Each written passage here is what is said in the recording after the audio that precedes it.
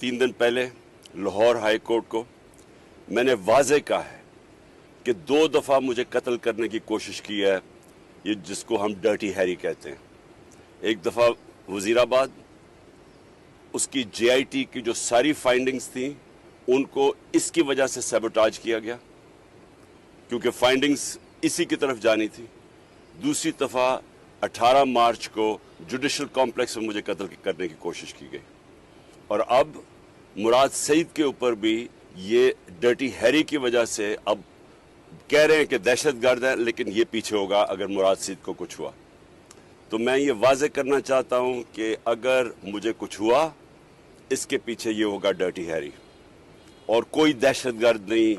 कोई और ये जो बताते हैं कि जी इनकी कोई बैरूनी एजेंसी से ख़तरा है, मुझे किसी से ख़तरा नहीं, मुझे इस आदमी से ख़तरा है और जो भी इसके साथ है।